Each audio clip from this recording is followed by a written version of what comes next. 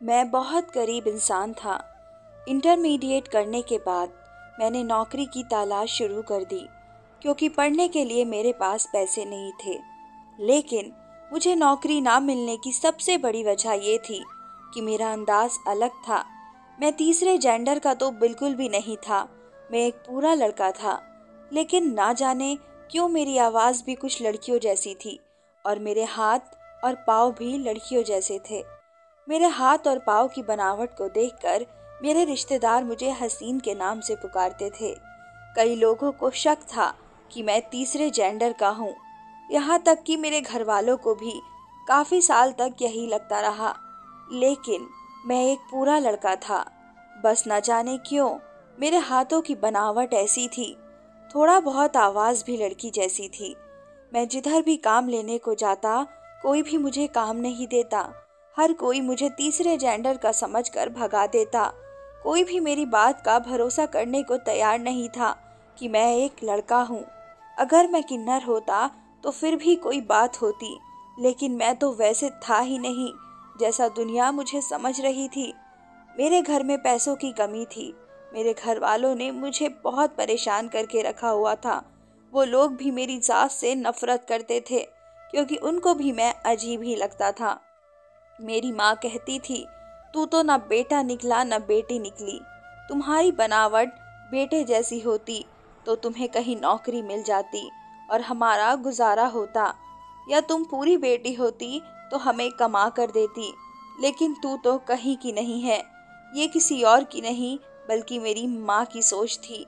जब दुनिया में इंसान साथ छोड़ देता है तो उसकी माँ उसका साथ देती है, लेकिन मेरी माँ तो, और वही मुझे गलत इंसान ठहरा रही थी।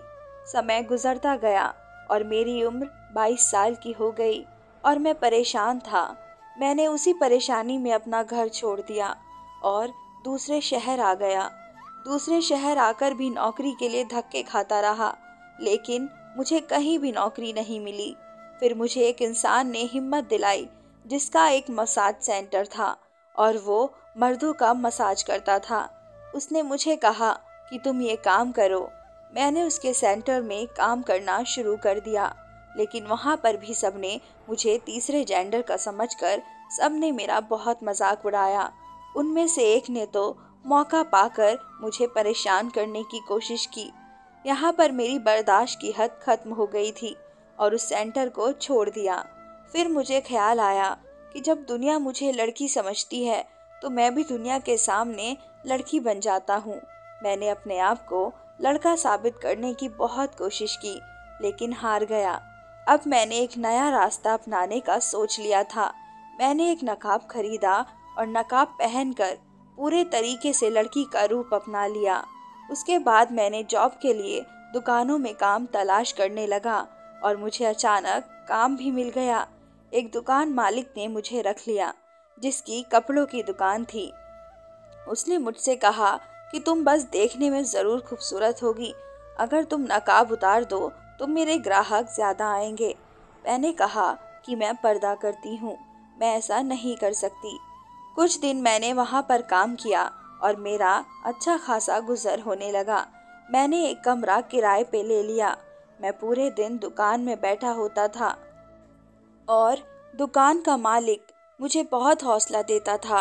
वह मुझ पर इस कदर मेहरबान था कि मैं हैरान हो जाता था कि इंसान मुझ पर इतना मेहरबान क्यों है। उसने कई बार मुझे नकाब हटाने को कहा था, लेकिन मैंने ऐसा नहीं किया क्योंकि मैं ऐसा कर ही नहीं सकता था। यहाँ भी मेरे साथ वही हुआ जो मसाज सेंटर में हुआ था। दुकान के मालिक ने एक रात मुझे किसी बहाने से रोक कर रखा और फिर दुकान बंद करके मुझसे ज़बरदस्ती करना चाहा। लेकिन जैसे ही उसने मेरा नकाब खींचा, उसे मालूम हो गया कि मैं एक लड़का हूँ, क्योंकि मेरी शक्ल तो लड़कों जैसी ही थी। बस हाथों की बनावट लड़कियों जैसी थी और थोड़ी आवाज़ भी। मेरा चेहरा देखकर दुकान के मालिक ने मुझे बहुत डांटा और कहा कि तुम धोखे से ये काम कर रहे थे, लड़की बनकर। मैंने कहा, तुमने मुझे इसी काम के लिए साथ रखा हुआ था। अगर मैं सच में एक लड़की होता तो तुम तो मेरी इज्जत को ख़त्म कर देते आज। मैं लड़की नहीं था, लड़का था। मुझ में इतनी ताकत थी कि मैं उसे धक्का दे देता। मैं अपने आप को बचाते हुए कामयाब हो गया और जब उसने मेरा नकाब खींचा तो उसने मेरी सच्चाई पता लगा ली। अगर मेरी जगह कोई लड़की होती तो वो अपने को बचा नहीं सकती थी, क्योंकि वो इंसान बहुत ताकतवर था।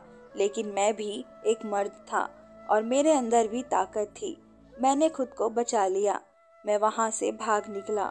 मुझे बहुत अफसोस हो रहा था कि ये दुनिया कैसी है, न लड़के को छोड़ती है न लड़की को।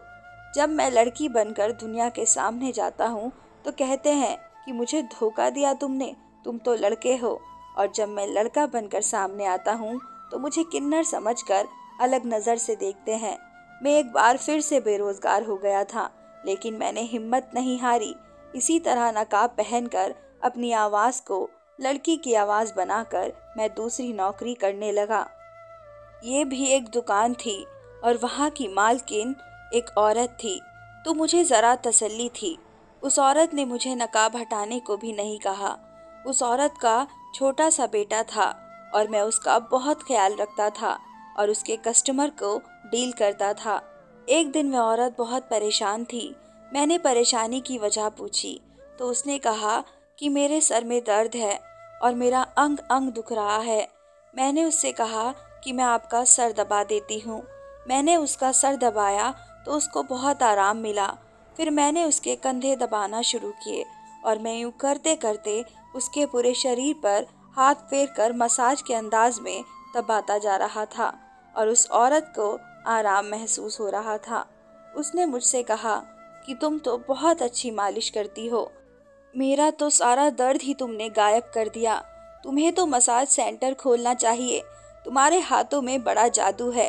ये मसाज सेंटर वाली बात उसने शायद ऐसे ही बोल दी थी, लेकिन ये बात मेरे दिमाग में बैठ गई।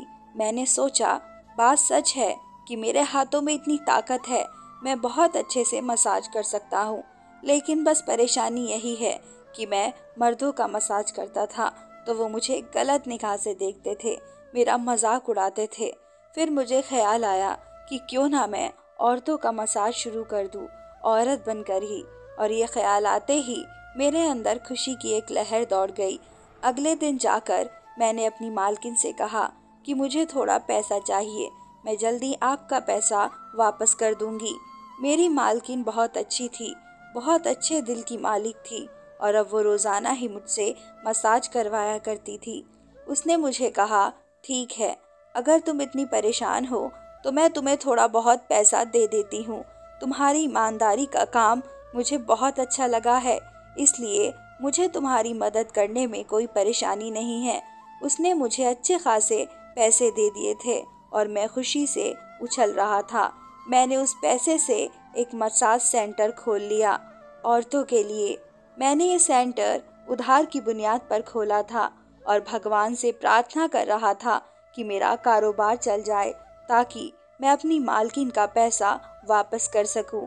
मैं दिन को मालकिन के घर में काम करता था और शाम को अपना मसाज सेंटर खोलता और औरतें आती थी और मुझसे मसाज करवाती थी और मैंने नकाब पहना होता था। वो मुझसे मेरे नकाब की वजह पूछ रही होती थी तो मैंने यही कहा कि बस मैं पर्दा करती हूँ। मेरे हाथों की बनावट से किसी औरत को शक नहीं हुआ कि मैं असल में हूँ कौन। मैं हमेशा सोचता था कि भगवान ने मेरे हाथ क्यों ऐसे बनाए हैं, क्यों मेरी आवाज़ को लड़की जैसा बनाया। लेकिन आज मुझे समझ आ गया था, भगवान कोई चीज़ बेकार नहीं बनाता। मेरे हाथ ही थे जो मेरे काम आ रहे थे। मेरा काम चल रहा था, मेरा मसाज सबको बहुत अच्छा लग रहा था। हर कोई मेरी तारीफ कर रहा था और मेरे ग्राहक ज्यादा होते जा रहे थे। जो भी औरत मुझसे मसाज करवाती वो आगे जाकर दूसरी औरतों को बता देती कि इसके हाथ में बड़ी ताकत है। अक्सर ऐसे औरतें आती थी जिनको शरीर के परेशानी का मसला होता था और मसाज करने से उनकी परेशानी गायब हो जाती थी। ये पूरे औरतें मेरे सामने अपना अच्छा खासा कपड़ा उतार देती थी, लेकिन मैं उनको देखता तक नहीं था। मैं आंख बंद करके अपना काम करता था। मेरा उनका देखना भी पाप था। मेरा कोई गलत नियत नहीं थी, बस मैं एक मजबूर था। फिर एक दिन एक बहुत बड़ी गाड़ी में एक औरत आई जो बहुत ज़्यादा अमीर लग रही थी। मेरे पास इतनी अमीर औरतें नहीं आती थी। लेकिन वह औरत कुछ ज़्यादा ही अमीर थी। उसका कपड़ा और उसकी गाड़ी सब कुछ उसकी अमीरी बता रहे थे। वो मेरे पास आई। उसने मुझसे कहा कि मैंने तुम्हारे मसाज की बहुत तारीफ सुनी है। मुझे शरीर में बहुत दर्द रहता है। मैं बहुत ज़्यादा परेशानी में हूँ। कोई दवाई भी असर नहीं करती। मेरा वज़न ज़्यादा होने की वजह से मेरा शरीर बहुत दर्द करता है। इसलिए मैं तुमसे मालिश करवा कर देखना चाहती हूँ कि असर होता है कि नहीं। वो औरत जैसी भी थी, अमीर औरतें ऐसी ही होती हैं। मैंने आराम से उसका मसाज किया और काफ़ी देर तक करता रहा तो उसको बहुत सुकून आया। उसने मेरी तारीफ की और फिर चली गई।